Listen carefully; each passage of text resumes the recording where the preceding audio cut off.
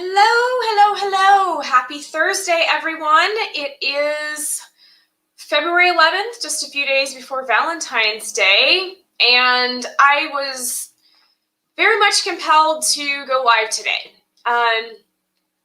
I read an article this morning about the TikTok star, Dazaria, who died by suicide. Here's yet another teenager, another 18-year-old whose life is who ended their own life due to suicide. And from the outside looking in, it would look like Dazaria had everything going for her. She was a beautiful girl. She had 1.4 million followers on TikTok. I think I read that she had 100,000 on her Instagram, 100,000 and 100,000 or almost 100,000 on her YouTube channel. This is the status symbols that our teenagers are looking for today. Followers, fans. This girl had 1.4 million fans, yet she killed herself. Y'all, we need to wake up as a society. We cannot lose another teenager to suicide. And it's not as simple as posting the suicide hotline phone number on your Facebook or on your Instagram and telling people if you think about suicide, then just call this phone number. It doesn't work that way, y'all. Here's why teenagers are committing suicide. Here's why anyone commits suicide. How do I know this? Because I've felt suicidal myself in the past, okay? It's our brain, okay? We have this brain that has not evolved as to match the society we live in, right? So we have this reptilian part of our brain that wants to it's that fight or flight, reptilian, like not making rational decisions part of our brain, right? It is a fear-based part of our brain, and it thinks that everything is the end of the world, right? Like you could be thinking about choosing a new toothpaste, and this part of your brain sees it as a threat, right? It's the part of your brain that when your spouse leaves their socks on the floor, it's the part of your brain that says they must not love you. They must hate you. It tells you all these terrible, crazy things, you guys. And that's normal as a human, right? Like I wish that I could 100% live in the times that I am like super excited and fully, energized and like raring to go. Like I wish I could live there forever, right? But I can't, and no one can, right? It is part to be human that, we're going to have these ups and downs. And for some people, and, I'm not talking about bipolar or whatever, some people, the ups and downs, people who are specifically have bipolar or whatever, their downs are much, much lower, right? And their ups are much, much higher. But I'm just talking about being a normal human. We have these ups and downs, right? And until we learn to manage our mind, those downs can feel like the end of the world. And that is especially true for teenagers and adolescents. And why? One, science has shown that the brain does not fully develop all its rational and capabilities and the abilities to like weigh things and make, super good rational decisions until the age of 25, right? So even though we look at this girl, Dazaria, who is 18, or other teens that commit suicide at the age of 18, and you say, well, they're an adult, according to the law, their brain's still not fully developed, right? And the other thing about being a teenager is your hormones are like all over the place, right? They are all over the place. And hormones are one of the biggest drivers of mood. They're also drivers of like weight gain, weight loss, all this stuff. But they're one of the hugest drivers of mood is your hormones. And as a teenager, your hormones are all over the place anyway, just as your body is growing and adjusting to, growing into its fullness as an adult. And so these kids who are killing themselves are not thinking rationally. They don't even have the full ability to think rationally. And to them, I don't know what happened, what prompted this girl to commit suicide. I have no idea, right? But one thing I do know is that when you are very visible online or in social media or whatever, just as you see with any like child stars like Britney Spears or whatever, people want to be haters. People are jealous. People want to be nitpicky. People want to tell you you're not all that. And who do you think you are? And blah, blah, blah. And it's a very vulnerable position to be in as a young person. On one, you're so visible. You have 1.4 million followers. And then two, you start to gain that attention from, when you have that many followers, you're going to gain attention from haters. People are going to hate on you and say ugly things about you when you have that much attention. It's inevitable because there's just people out there that are hateful, right? And so when these young people take these hateful things and these down moments as like, oh my God, this is serious. This is the end of my life, because that's what the fight or flight brain does. They will make that snap decision to kill themselves, right? And then it's over for good, like gone, right? You cannot come back from suicide. You can't say, oops, I was just having a bad day, right? Like it's done, it's over. And it just, it's so important that as humans, because we all have this human brain, and just because you reach the age of 25 and your brain is, quote, officially matured, doesn't mean you step out of that, oh, well, now I make fully rational decisions, so, I'm not susceptible to suicidal thoughts, or my child isn't susceptible to suicidal thoughts or anything like that because I've reached the age of 25. No, that's not, that's not the case either, right? But, the thing is that we have to learn to manage our brains. We have to learn to manage our minds. We have to learn to take these thoughts that come, these dark thoughts, these hopeless thoughts, these hateful thoughts, these hateful things that other people tell us, like wherever the thoughts come from, whether they're hateful thoughts that you just came up with on your own about you, or they're coming from someone who should be a loved one, or someone on social media, or whatever it is, whatever these thoughts are, we have to manage our mind. And that starts with taking a look at the thought and questioning it, right? Instead of just saying, you know what, this person said I'm horrible and I should just go kill myself. Instead of believing that, letting it in, you should say, time out. Like, here's this thought that somebody said I'm horrible. Is that something I want to believe about myself? What evidence is there that I'm a horrible person? And do I want to believe that, right? You don't have to believe everything you think, which, yeah, for a lot of people is like, wow, wake up call. No, you do not have to believe everything that you think.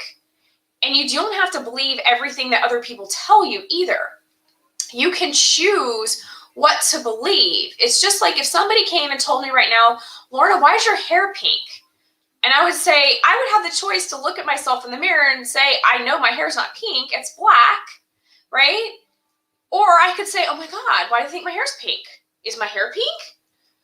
Is it looking pink? Am I just not able to see pink right now? Like, I can choose whether I believe them or not, right? I can question what people tell me, and I can question what comes up even in my own mind. Because if a thought appears in my mind that says, Lorna, you're kind of stupid, I can say, okay, where did that come from? Like, I don't have to believe it, right? I can choose to say, well, that's interesting that my brain said that. It's obviously wrong. I'm very smart, and here's a whole bunch of reasons to prove that. I choose to believe that I'm smart, right? So this sounds really simple, but, there's some really great tools to help us learn to manage our mind. Some of those tools are taught in the Life Coach School, and it's called the model. It's causal coaching, where you learn that circumstances do not cause anything. Everything is caused from your thoughts and what you make those thoughts mean, right? So when we dissect things using a model, we write down what our thought is. We're saying, oh my gosh, I'm feeling terrible. And you trace that back to, okay, what am I thinking that's making me feel terrible? And then you look at the thought that you're thinking that's making you feel terrible, and you go, okay, why am I thinking this? And you start to question that and break it down. And if it's a thought you don't want to keep, you toss it out and you replace it. You consciously choose another thought that you're going to believe instead of the thought that was making you feel terrible. And so then you choose to use that belief instead. And when you come back to the old thought that makes you feel bad, you can journal about it and get all that junk out of your head, and then write that model that was just that default running in your head, and then write a new model, choose a new thought, a new belief, a new way you want to feel, a new thing you want to create from that, right? So that's one of the tools that I use in coaching a lot with my clients. It's called the model. It's very, very effective. There's other coaches out there that use it. Another tool that's really, really amazing for helping us with these disastrous thoughts that we have and these things that make us feel like our world is ending is the work by Byron Katie. She has a book called Loving What Is, 1,000 Names for Joy. She has other books, and she has a website with free tools on it for you to do the work on your thoughts, which again is taking stock of what thoughts are creating the distress in your life, questioning them. And what you do find by questioning them is that they're not true, right? We're letting these thoughts that aren't even true, we're believing them as if they're gospel and they're not, and we're letting them destroy our lives, right? So we can actually take control of that by taking a time out when we're feeling something terrible and figure out what it is what thought is creating that feeling of feeling terrible or hopeless or whatever it is, and breaking it down and questioning that thought, right? So however you choose to do it, however you choose to learn to manage your mind, and for goodness sake, I hope those who are out there who are parents will also bring their children along for this journey, whether their children are, 10 years of age, 15, 18, 25, 35, bring them along for this journey to manage their thoughts, because your thoughts are creating your whole life. Everything stems from what you're thinking. Everything. And so if you just let whatever crazy stuff run your show, your life is going to suck more than it is going to be good.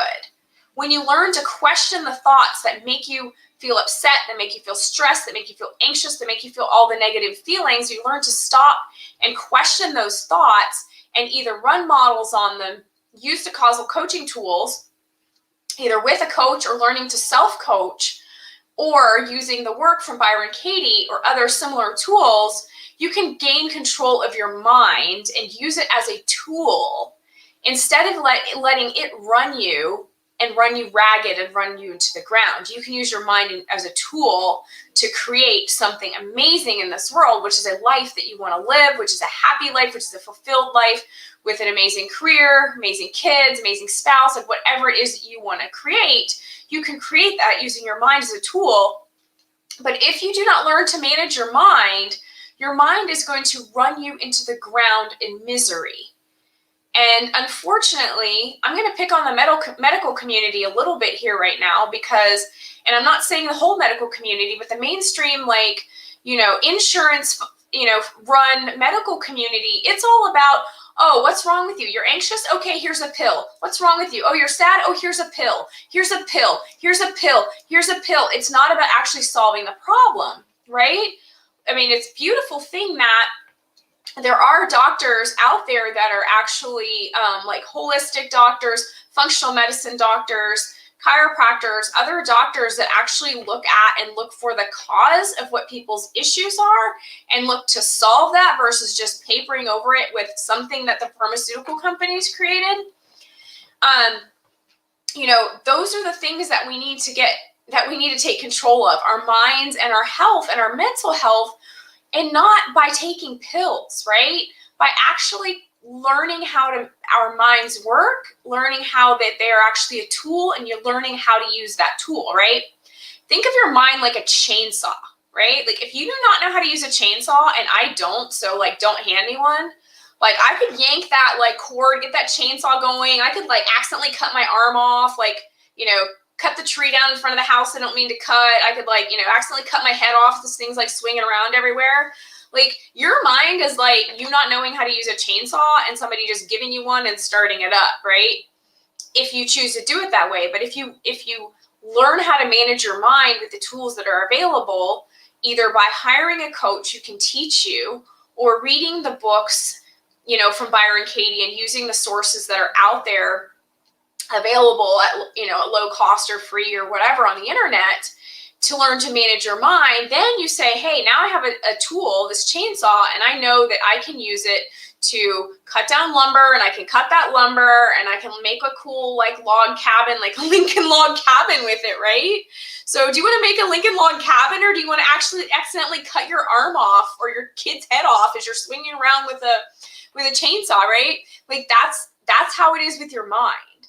So it is so, I mean, y'all, it breaks my heart just to read about another dead teenager and another statistic of someone who didn't manage their mind and someone whose family didn't even probably know that there were tools available to help them and their children manage their minds so that they didn't end up with a suicide in their family. Y'all, it breaks my heart, right? It breaks my heart. Like, you have no idea.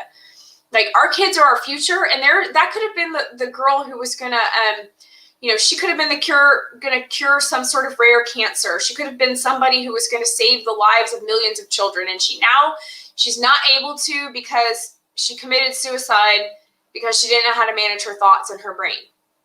And she probably allowed some internet bullies into her head and let her thoughts take her down the path of destruction.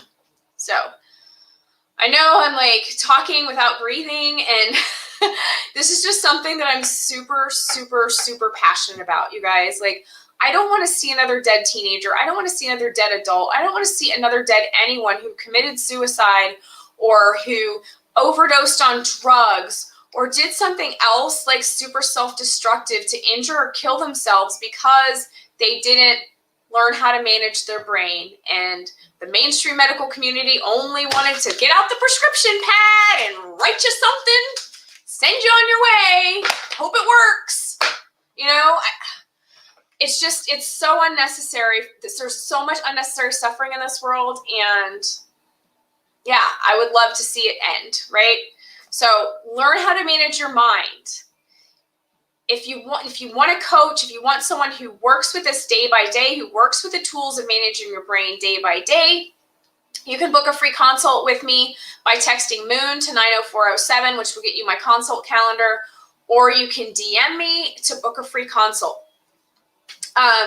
If you say, hey, Lorna, I'm not sure about coaching, that's fine. We can talk about it. We can see if it's a fit. Or if you just want to DM me and say, hey, what's that book that you recommended from that Byron Katie lady with the tools and the free stuff on the internet? Like, just DM me. I will tell you. Again, it's Byron Katie. It's the work. But you can DM me, and I'll just grab a link online and send it to you. Don't suffer. Don't let your kids suffer. Don't let your teenagers suffer. Do not let anyone in your family commit suicide because they haven't learned how to manage the tool that is their brain. Like, don't let it happen. It's tragic. I'm so sick of these tragedies. They're unnecessary. They don't have to happen. So get a coach. You can find out about coaching with me, or you can go to Byron Katie's website and read about the work, right? Like manage your brain, okay? Manage your brain. If you need help with that, please text MOON to 90407 if you're in the United States. That will get you a text link directly to your phone where you can click and book a consult on my calendar, or you can DM me and we can set up a consult that way, the old-fashioned way. Y'all, I love you. I do not want to see people hurting. I do not want to see people killing themselves. There's so much good that can be created in this world if our mind is in the right place to do it. So I love you. I hope you have a wonderful rest of your Thursday, and reach out so I can help you. Have a great one.